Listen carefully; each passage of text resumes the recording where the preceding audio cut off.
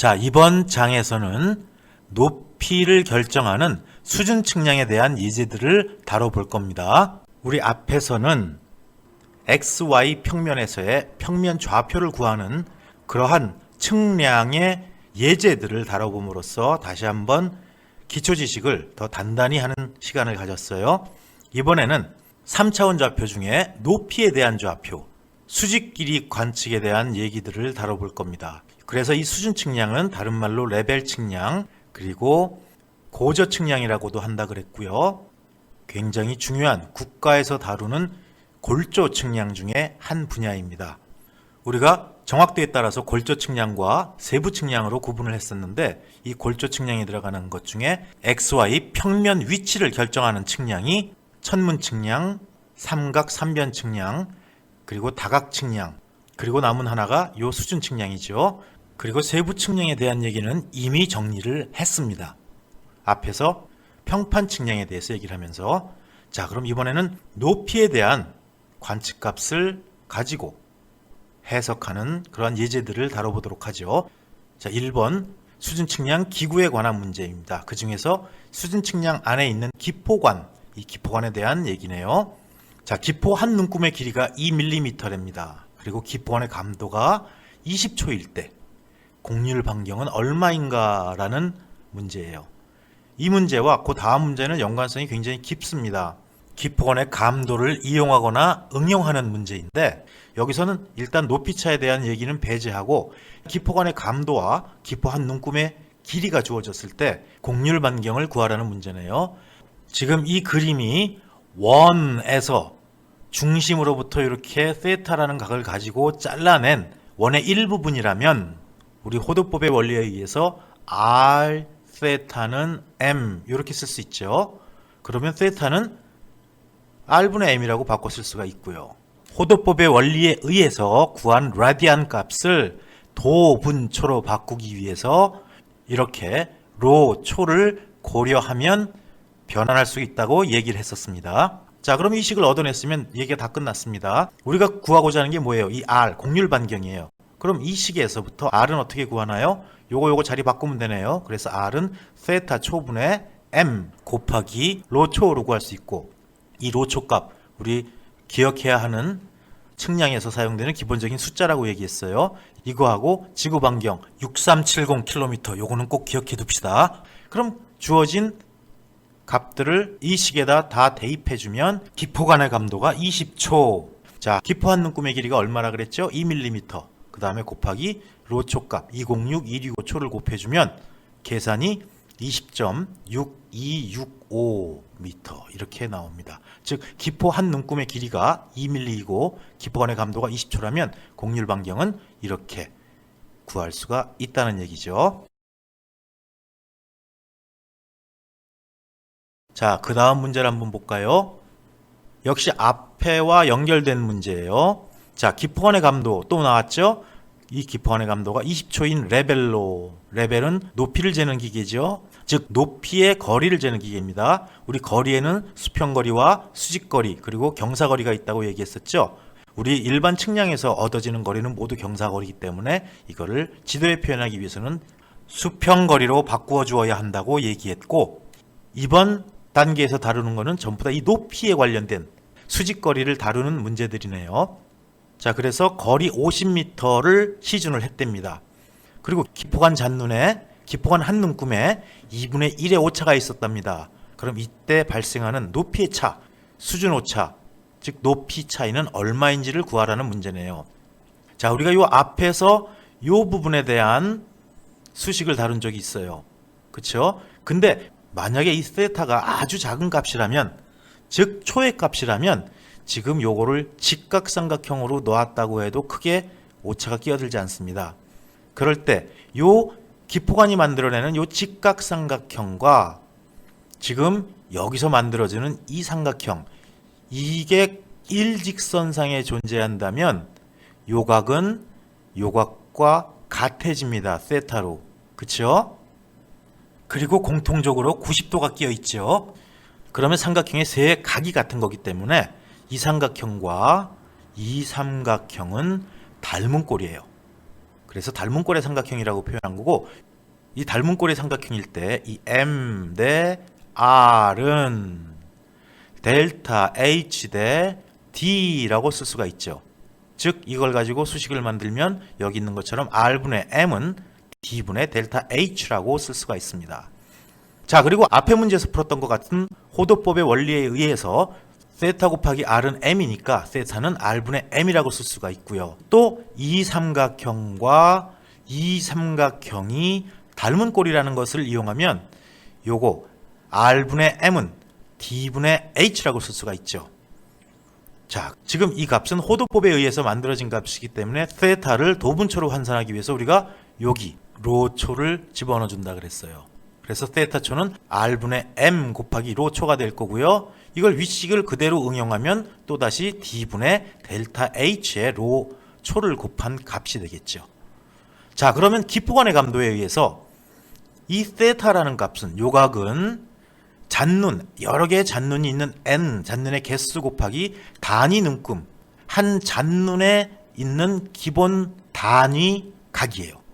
그러니까 이것이 n이라는 개수로 나누어져 있고 이 하나의 기본 단위에 대한 각이 알파라고 한다면 세타는 요거 n개 개수 곱하기 기본 단위 이렇게 구할 수가 있겠죠.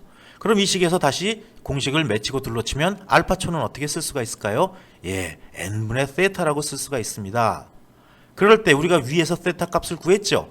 예, 세타초는 R분의 M의 로초 또는 D분의 델타 H의 로초라고 했는데 그러면 이 식을 이용해서 n분의 세타초는 요거를 이용하면 nr분의 M 곱하기 로초가 될 거고요. 또 이거는 어떤 것과 같아요? 이것과 같죠. 이거는 nd분의 델타 h의 로초라고 쓸 수가 있습니다. 자, 우리가 구하고자 하는 게 뭐예요? 요 델타 h를 구하는 거죠. 그럼 요 알파초는 nd분의 델타 h 곱하기 로초라는 것을 이용해서 델타 h를 뽑아내면 요거는 곱해지고 요건 나눠주면 되겠네요. 그러니까 로초분의 알파초 곱하기 n 곱하기 d 이렇게 쓸 수가 있고요. 로초는 206165. 그 다음에 알파초는 기포관의 감도가 20초라 그랬으니까 한 눈금 움직이는데 20초씩이라는 얘기고요. 몇 개의 잔눈이 움직였어요? 반 개. 그래서 n에는 2분의 1이 들어갈 거고 d에는 50m가 들어가겠네요. 그래서 이걸 계산하면 0.024m가 나오고요. 밀리미터 단위로 환산하면 2.4mm의 높이 오차를 발생시킨다라는 것을 알 수가 있습니다. 자, 1번, 2번 문제의 공통점이 뭐예요? 일단 호도법의 원리로부터 R 세타가 M이라는 것을 끌어내고 그 다음에 이 호도법의 단위가 라디안이기 때문에 그거를 도분초로 바꾸기 위해서 로초를 곱해준 거고요. 그 다음에 이 두 개의 삼각형 이 세타가 초단위의 작은 값이라고 할 때 요거를 직각삼각형으로 가정할 수가 있고 이때 이 직각삼각형과 이 직각삼각형이 닮은 꼴이라는 걸 이용해 가지고 R분의 M과 D분의 델타 H의 관계식을 유도하는 게 중요합니다. 이렇게 해서 공식을 두루치고 맺히고 해가지고 우리가 구하고자 하는 값을 미지수로 만들어 놓고 공식을 주물르면 이 문제를 해결할 수가 있어요. 어려운 문제는 아니에요. 하지만 공식을 잘 이해해야만 이렇게 공식을 맺히고 두루치고 하는 게 가능한 그러한 문제입니다.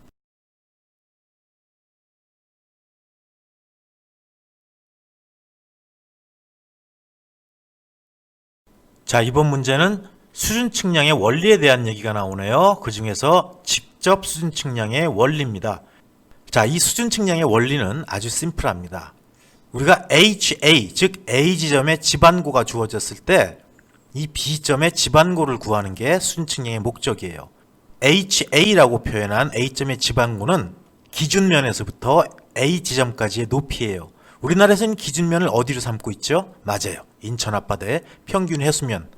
자, 그렇게 기준면이 주어진 다음에 이렇게 시리즈의 수준 측량을 통해서 델타 H를 구해낼 수 있으면 이 A점의 지반고에다가 델타 H만큼 더해서 B점의 지반고를 찾아낼 수가 있죠. 이게 바로 우리 수준 측량의 목적이에요. 자, 그럼 이걸 어떻게 찾아낼까요?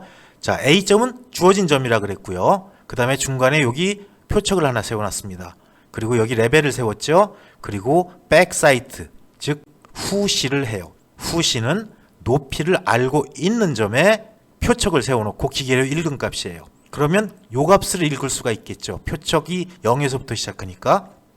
그럼 이 A1이라는 값을 읽으면 우리가 이 기준면에서부터 이 기계까지의 높이를 알게 되는 겁니다. 기계고를 찾게 되는 거죠. 그 다음에 우리가 알고자 하는 점, 요거를 전시라고 얘기합니다. front sight 여기 써 있네요.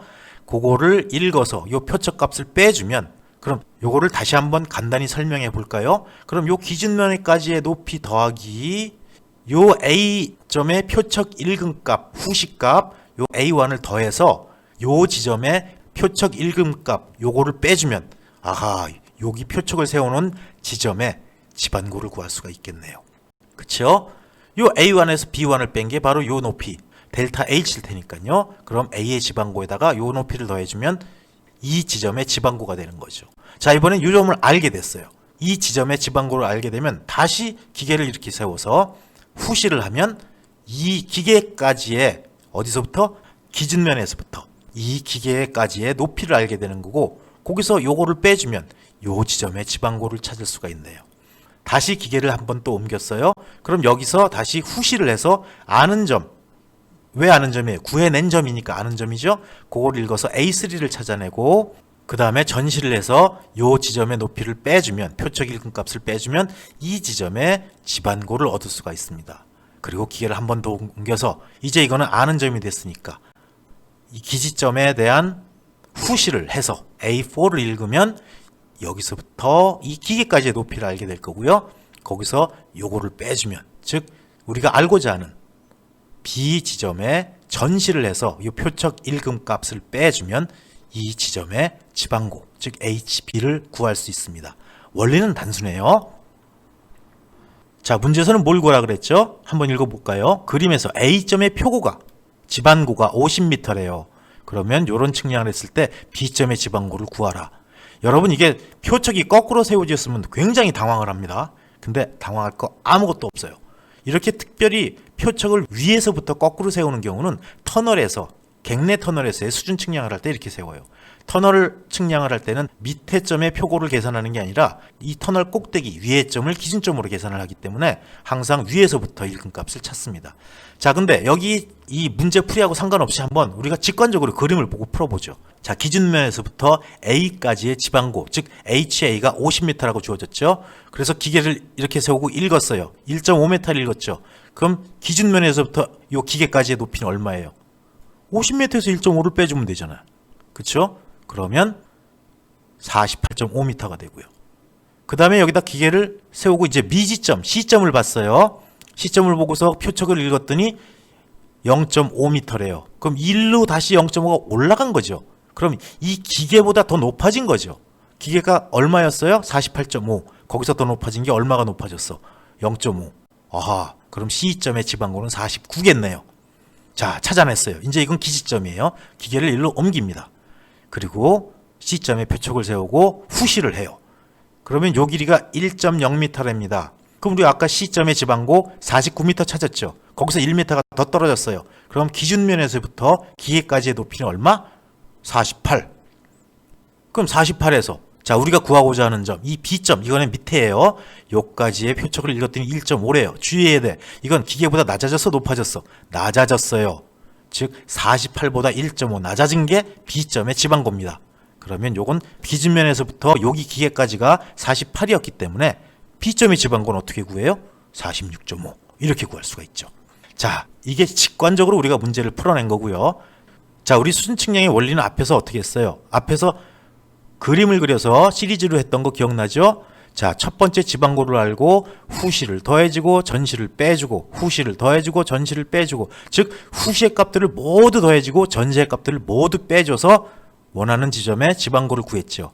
그런데 이번 문제는 조금 특수 케이스예요. 왜? 이전보다 후시가 낮아졌으니까 기계고를 구하기 위해서 후시를 빼주는 게 맞습니다. 요 빨간색 1.5와 1.0. 그럼 전시는 요거는 보태야 위에 올라갔죠, 얘는. 하지만 얘는 어때요? B점에서는 내려줘야, 즉 빼줘야 이 점의 지반고를 찾아요. 자, 그래서 어떻게 식을 풀어놨습니까? HB, 즉 B 지점의 지반고는 HA에서 요거 후시 빼주고 요거 전시 더해주고 또 요거 후시 빼주고 요거 전시 또 빼주고 해서 50 빼기 1.5 더하기 0.5 빼기 1.0 빼기 1.5 해서 46.5m를 구할 수 있습니다. 자, 일단 기본에 충실하세요. 원리를 정확히 이해하고, 그리고 이런 문제 같은 경우는 우리가 헷갈릴 수 있는 게 터널에서 측량. 그렇기 때문에 전시 후시를 빼는지 더하는지 그냥 머릿속으로만 생각하면 헷갈려요. 그림을 그려서 푸세요. 그림을 그려서 풀어내는 게 가장 정확하고 가장 직관적이에요. 그래서 어떤 걸 빼줘야 되고 어떤 걸 더해줘야 될지를 결정하면 문제는 쉽게 해결이 될 겁니다. 자, 그 다음 문제를 볼까요? 이거는 타이틀이 등거리 시준으로 붙었는데 실제로 등거리 시준하고 관련된 말뚝 조정 문제입니다. 자, 등거리 시준을 함으로써 우리가 소거될 수 있는 오차가 많아요. 기차, 구차, 그 다음에 표척의 눈금, 일금, 오차까지도 소거할 수가 있어요. 우리가 수준 측량을 하기 위해서 레벨을 정치시킬 때, 즉 레벨을 세팅할 때 이 레벨의 세팅은 평판처럼 구심, 중심 맞추기도 없죠. 그 다음에 표정, 방향 맞추기도 없습니다. 오로지 정준, 수평 맞추기만 정확히 하면 돼요.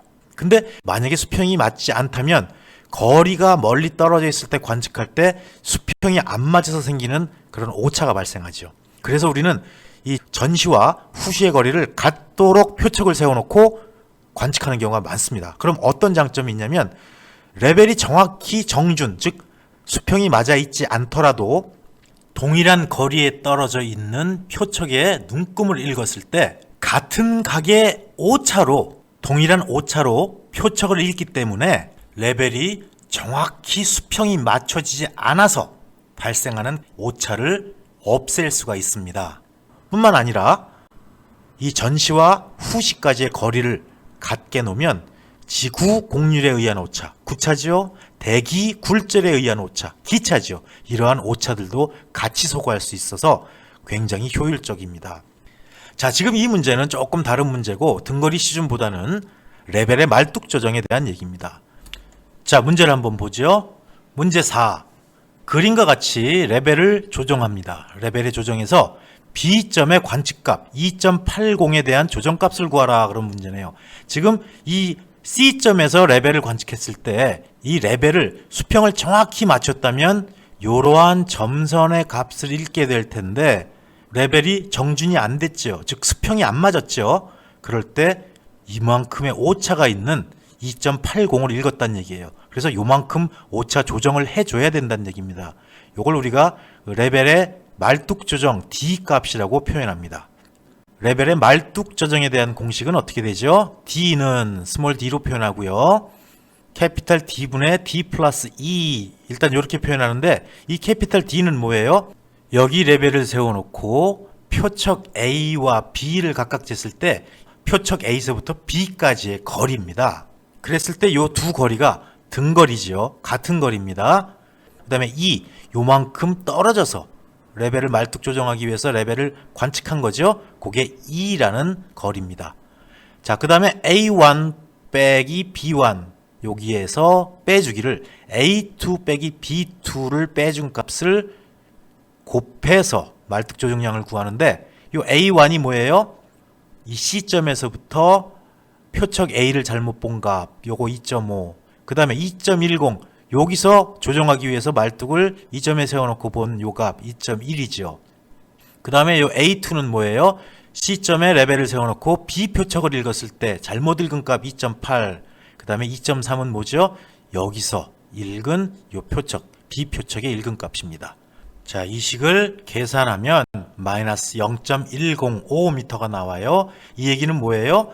레벨에 수평을 정확히 맞춘 상태에서 관측하지 않고, 즉 레벨을 잘못 세운 상태에서 관측했을 때 2.80이라는 걸 읽었는데 이게 실제로 레벨을 똑바로 세웠을 때는 요만큼 마이너스 0.105가 내려가야 된다는, 그래야 정확한 관측값이 된다는 얘기예요. 그럴 때 실제 표척값은 얼마가 돼요?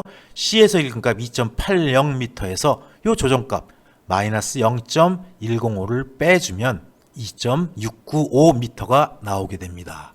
네, 레벨의 말뚝 조정에 대한 문제였어요. 자, 이번에는 교호 수준 측량에 대한 얘기입니다. 교호 수준 측량, 다른 말로 도하 수준 측량이라고도 했어요. 이렇게 강을 건너는 경우가 많기 때문에 우리가 수준 측량을 할 때 이러한 장애물이 있어서 계속 연결되기 힘든 경우에는 정확도를 요하지 않으면 약 수준 측량으로 해도 돼요. 하지만 정확도를 요하는 경우에는 이렇게 장애물 너머의 표척을 쌍방이 서로 읽어가지고 교호, 쌍방이죠. 서로 읽어가지고 정밀하게 수준 측량을 합니다. 자, 문제를 보죠. 강 주변에 표고를 결정하기 위하여 교호 수준 측량을 실시하여 다음과 같은 결과를 얻었다. A점의 지방고 HA가 56.867m 주어졌네요. 이때 B점의 표고, B점의 지방고는 얼마인가 라는 얘기입니다. 이때 이쪽 레벨에서 A 표척을 읽은 값이 A1 1.465, 그 다음에 A2는 뭐예요? 반대쪽 레벨에서 역시 A 표척을 읽은 값 0.308, 그 다음에 B1은 뭐죠? 강 건너 왔다 갔다 바쁘네요. 다시 이쪽 레벨에서 B 측점에 세운 표척을 읽은 값 3.274m, 그 다음에 B2 또 강 건너가네요. 자, 이쪽 레벨에서 B점에 세우는 표척 읽은 값이 1.047m입니다. 자, 이 교호 수준 측량은 먼저 이 델타 H 값을 구해내 가지고 이 델타 H가 뭐죠? A 지점의 지방고와 B 지점의 지방고의 차이값, 이 두 집안 사이의 차이값이죠. 이 차이값을 구해내 가지고 이 그림에서처럼 A점의 지방고가 B점의 지방고보다 높으면 이 델타 H를 A점의 지방고에서 빼서 B점의 지방고를 구하고, 만약에 반대로 이 그림과 달리 A점의 지방고가 B점의 지방고보다 낮으면 A점의 지방고에다 델타 H를 더해서 B점의 지방고를 구해주면 됩니다. 이 교호 수준 측량은 공식이 있죠. 우리 앞에서 레벨의 말뚝 조정을 했던 공식과 매우 흡사해요. 하지만 다른 점들이 있는 걸 한번 눈여겨보죠. 이렇게 비교하는 거 굉장히 중요합니다. 자, 델타 H는 어떻게 써요? 2분의 1. 우리 말뚝 조정에서는 2분의 1이 아니었죠? 캐피탈 D분의 캐피탈 D 플러스 2가 들어갔었어요. 그쵸? 그 다음에 A1 빼기 B1, 요건 동일하네요. 근데 여기가 달라지네요. 말뚝 조정에서는 여기가 마이너스였죠. 하지만 교호 수준 측량에서는 여기가 플러스입니다. 그리고 A2 빼기 B2, 이런 식으로 풀 수가 있습니다. 이건 뭐 어려운 거 없어요. 이 공식에다가 위에 주어진 값들을 차례로 대입해주면 다시 쓰면 어떻게 돼요? 2분의 1에 A1의 값 1.465 빼기 B1의 값 얼마? 3.274 더해주기를 A2의 값 0.308 빼기 B2의 값 1.047 하고 계산하면 됩니다. 그럼 요걸 계산기를 따다당 두드리면 마이너스 1.2745가 나오네요. 자, 그럼 B점의 지방고는 A점의 지방고가 얼마였어요? 56.867. 여기보다 이만큼 낮아진 지방고를 갖지요. 그래서 HA 빼기 델타 H 위에서 구한 마이너스 1.2745를 해주면 55.5925라는 값을 얻을 수가 있습니다. 문제는 어렵지 않아요. 공식도 우리 앞에 말뚝 조정 공식하고 같이 시리즈로 묶어서 한꺼번에 엮어버립시다. 단순히 공식으로 풀 수 있는 그런 문제입니다. 자, 이번에는 수준 측량에 있어서 허용오차와의 관계를 물어본 문제입니다. 허용오차의 한계를 물어본 거네요. 우리가 이런 허용오차에 대한 얘기는 앞에 관측값 해석에서도 많이 다뤘고요. 그리고 다각 측량에서도 허용오차에 대한 얘기를 다뤘습니다. 이러한 내용에 대해서 한꺼번에 묶어서 공부한 데가 관측값 해석에서 다뤘던, 즉 오차론에서 다뤘던 문제들이었고, 그 다음에 각각의 아이템마다 튀어나올 때 다각 측량에서는 다각 측량대로, 여기 수준 측량에서는 수준 측량대로 다시 한 번씩 리뷰를 해보는 문제를 다루는 연습을 하고 있어요. 자, 6번 문제 풀어보죠. 직접 수준 측량에서 2km를 왕복하는데 오차가 3mm 발생하였다. 그렇다면 이것과 같은 정밀도로 해서, 요거와 같은 정밀도로 해서 4.5km를 왕복했을 때 오차가 얼마 발생하는가 라는 문제죠.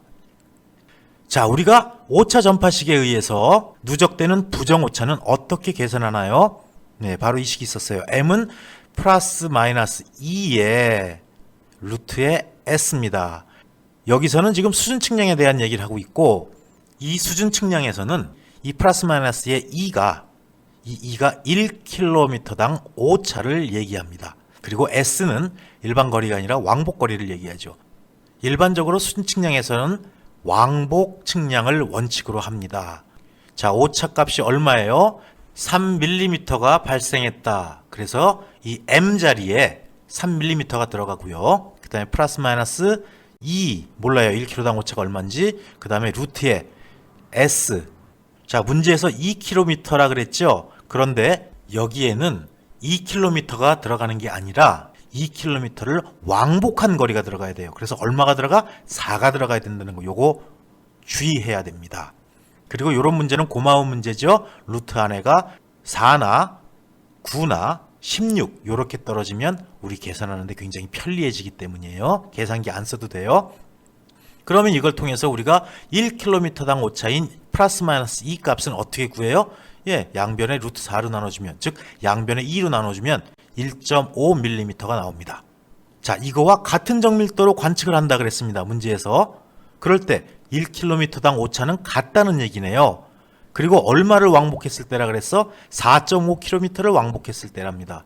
4.5km 왕복하면 9km죠. 자, 그러면 이 오차는 어떻게 구할 수가 있을까요? 예, M은 플러스 마이너스 1km당 오차 얼마? 1.5. 그쵸? 단위는 밀리미터고요. 그 다음에 루트에 S가 얼마 들어가요? 4.5가 2번 왕복 들어가니까 9가 들어가네요. 그러면 계산하면 플러스 마이너스 1.5mm 곱하기 루트 9 하면 4.5mm가 나옵니다. 이렇게 해서 우리가 수준 측량에서는 일반적으로 왕복하는 데 걸린 거리를 사용한다. 그리고 1km당 오차가 총 오차를 계산하는 그런 관건이 된다라는 거 기억해 두시면 좋겠네요. 자, 이제 7번 문제, 마지막 문제네요.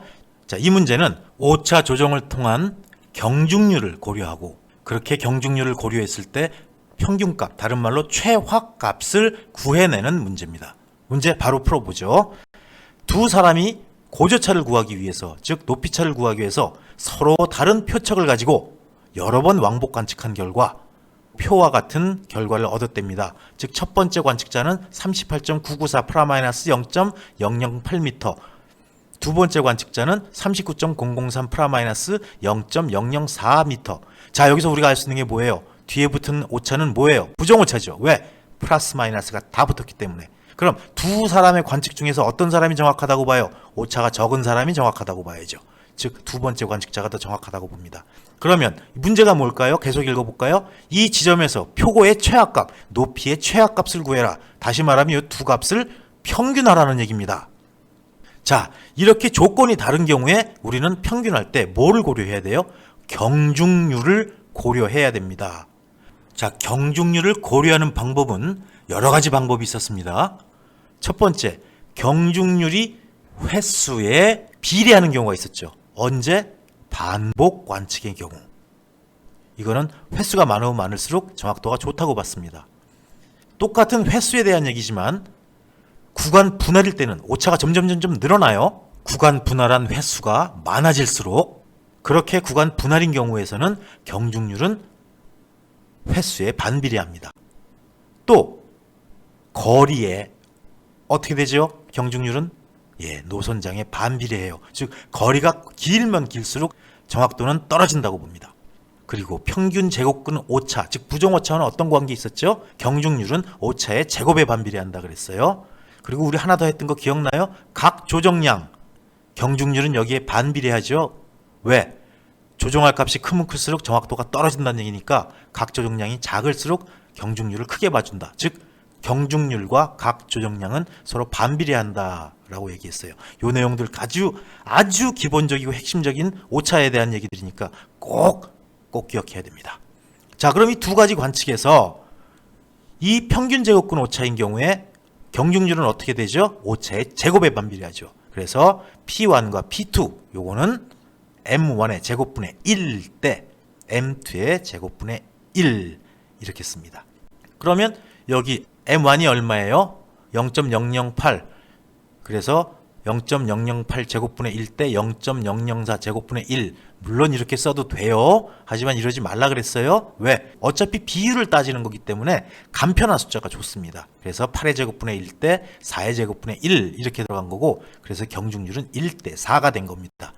자, 경중률을 고려할 때 평균값, 우리가 이런 경우는 평균값보다는 최화값이라는 용어를 더 많이 활용합니다. 경중률의 합이 분모로 같죠.